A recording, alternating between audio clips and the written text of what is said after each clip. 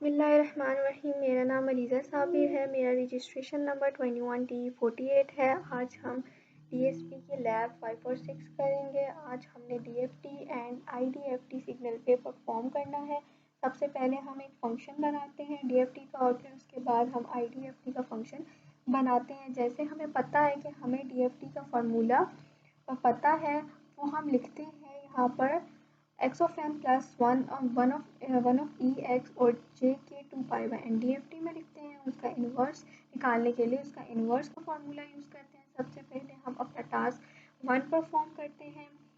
ठीक है, सब टास्क 1 परफॉर्म करते हैं। टास्क 1 में हमारे पास इनपुट सिग्नल गिवन है। वो जो इनपुट सिग्नल गिवन है, जो फंक्शन हमने ऑलरेडी DFT का बनाया हुआ है, उसके अंदर हम अपना सिग्नल पुट करते हैं। जब सिग्नल पुट करेंगे और डिस्प्ले करेंगे तो IDFT भी बिल्कुल ऐसे ही करते हैं जैसे कि IDFT वाले सिग्नल को करते हैं। उसके बाद जो भी हमारा सिग्नल है उसको पुट करते हैं तो हमारे पास ये आउटपुट आता है। DFT के कोफिशिएंट आते हैं, उसके बाद IDFT के कोफिशिएंट आते हैं। अंदर जितने भी सिग्नल है ना, उसके ऊपर FFT परफॉर्म करनी है। सारे सिग्नल को भी परफॉर्म कर सकते हैं। मैंने x of n वाला सिग्नल लिया है। 1 2 3 2 3 4 जो एम्पलीट्यूड है वो गिवन है सिग्नल के और टोटल हमारे पास 32 सिंबल्स हैं। n हमारे पास 32 है। हम टाइटल देते हैं x of n 32 और फिर उसके ऊपर FFT x of n की लगाते हैं। जब हम इसको रन करेंगे तो हम देख सकते हैं पूरे सिग्नल के ऊपर जब FFT आता है तो हमारे पास क्या ग्राफ आता है। फिर उसके बाद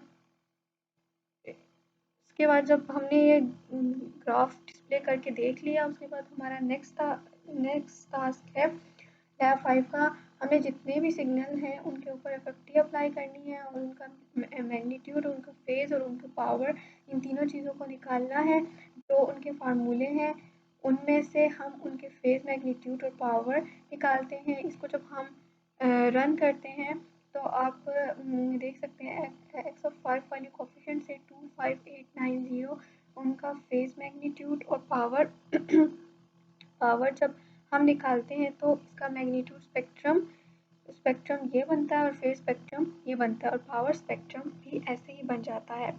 अब हम लैब 6 करेंगे। लैब 6 में हम FFT परफॉर्म करते हैं। हम अपने सिग्नल के ऊपर FFT में बटरफ्लाई मेथड जो है इसमें यूज़ करेंगे, परफॉर्म करेंगे। हम अपने इवन और ऑड फंक्शन के लिए पहले जो हमारे पास सिग्नल गिवन है उसका डेसिमेटेड फंक्शन फैक्टर 2 रखते हैं।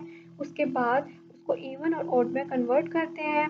मैटलैब डिवाइड कर देते हैं, उसकी लेंथ वगैरह उसके FFT बता देते हैं। पहले इवन अलग लगाते हैं, फिर ऑड अलग लगाते हैं। इसी तरह इसका ये फार्मूला होता है और ऑड का भी ऐसा ही होता है। आपस में दोनों सिग्नल को मर्ज करके एक सिग्नल में कन्वर्ट कर देते हैं। फिर उनके रिज़ल्ट को जो है हम लोग डिस्प्ले करते हैं, उनके रिज़ल्ट को डिस्प्ले करते हैं।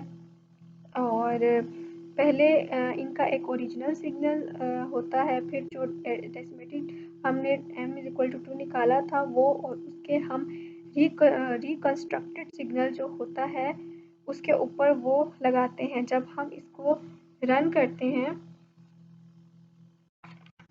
तो आप देख सकते हैं पहले हमारे पास ओरिजिनल सिग्नल आ रहा था, फिर डेसिमेटेड सिग्नल है और इसका रिकंस्ट्रक्टेड सिग्नल आ रहा है। अब हम लैब 4 लैब का टास्क 4 करेंगे। एक हमारे पास ओरिजिनल फंक्शन बनाते हैं myFFT के नाम से, जिसके अंदर हम पहले एक फंक्शन बनाते हैं, उसकी लेंथ डिफाइन करते हैं, उसको हम उनमें डिवाइड कर देते हैं इवन और ऑड सिग्नल में, उनकी इंडिविजुअल FFT लगा देते हैं। उसके बाद ये फंक्शन कंप्लीट बन जाता है। टास्क में हमने जो मैटलैब फंक्शन होता है और जो हमारा फंक्शन है उसको आपस में कंपेयर करना है। सिग्नल हमारा है जो कि मैटलैब में गिवन था। x के ऊपर पहले myFFT लगाएंगे, स्टैंडर्ड मैटलैब फंक्शन लगाएंगे और उनको डिस्प्ले करेंगे। रिजल्ट आएगा myFFT वो आएगा। और जो मैटलैब के स्टैंडर्ड फंक्शन से रिजल्ट आता है वो ऑलमोस्ट हमारे पास सेम होता है। टास्क 5 हमारे पास आता है वो w x y और z जी ऊपर हमने myFT वाला फंक्शन लगाना है और उसके बाद हमने स्टैंडर्ड फंक्शन लगाना है। पहले अपना फंक्शन लगाएंगे wxyz, फिर उसके बाद हम स्टैंडर्ड फंक्शन लगाएंगे और उनके रिजल्ट को डिस्प्ले करेंगे। और फिर फंक्शन को डिस्प्ले करते हैं हम, फिर एक्स, फिर जी को करते हैं, फिर डब्ल्यू को करते हैं। इन सारों को जब हम डिस्प्ले करते हैं तो इसका रिज़ल्ट ऐसे आता है। कस्टम फंक्शन जो आता है हमारे पास, उसके बाद जो हमारा फंक्शन है वो भी ये आएगा। ऑलमोस्ट हमारे पास जो कस्टम फंक्शन का रिज़ल्ट है और जो स्टैंडर्ड का रिज़ल्ट है वो सेम आता है।